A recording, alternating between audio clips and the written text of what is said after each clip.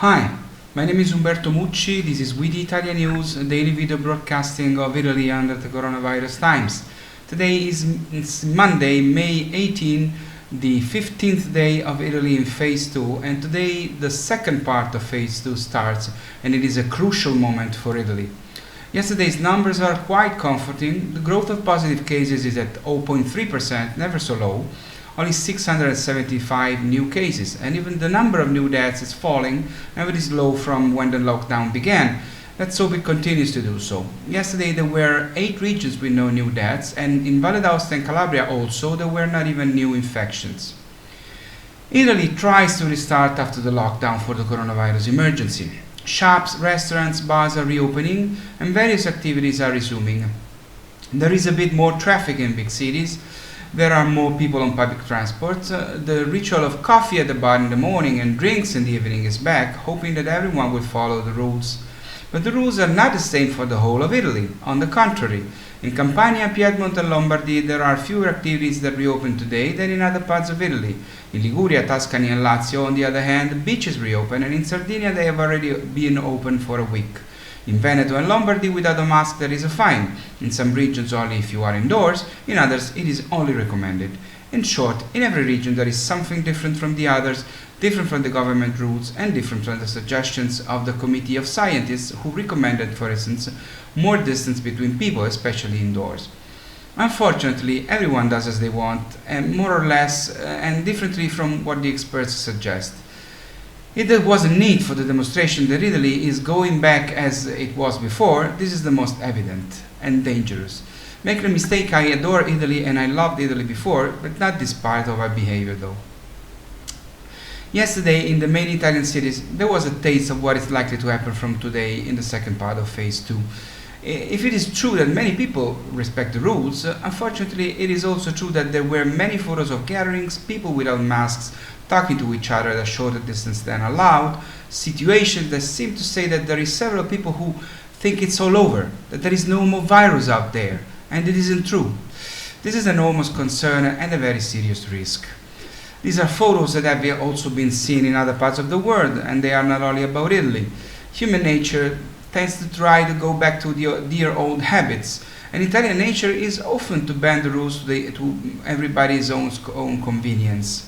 It is impossible, I know, to expect Italians to become perfect, but the problem is that those who risk becoming infected become a danger for everyone, not only for themselves.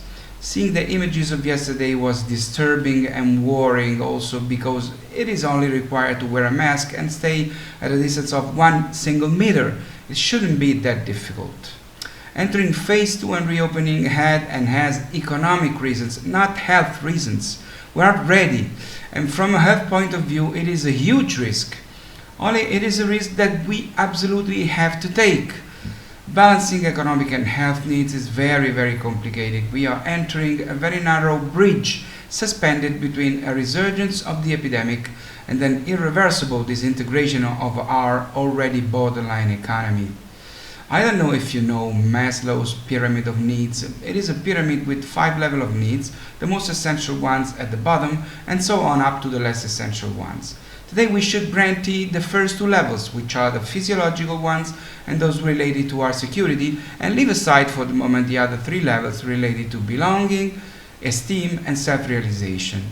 But it seems almost impossible for many people in Italy to accept this, and this puts us all at risk. The worry is at the highest level. Any lowering of measures should go hand in hand with increased responsibility and risk awareness on the part of the public.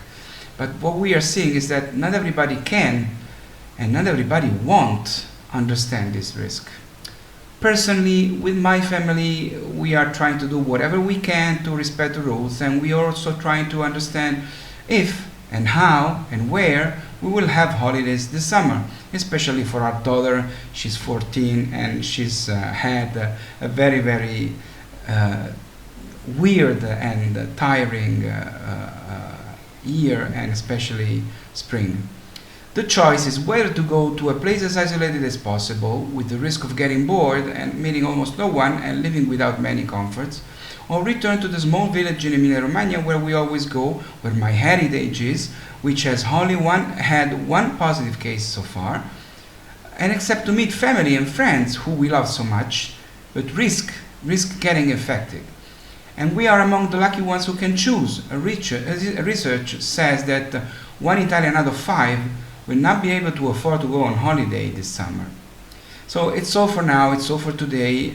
Please stay safe, please stay healthy, please take care of yourselves and your family, follow the rules, do not underestimate the virus, and please follow this video broadcasting. Let's hope that Italy will be okay, and let's hope that this will be the same for America too and for all over the world. Ciao from Rome, my name is Umberto Mucci, this was We the Italian News.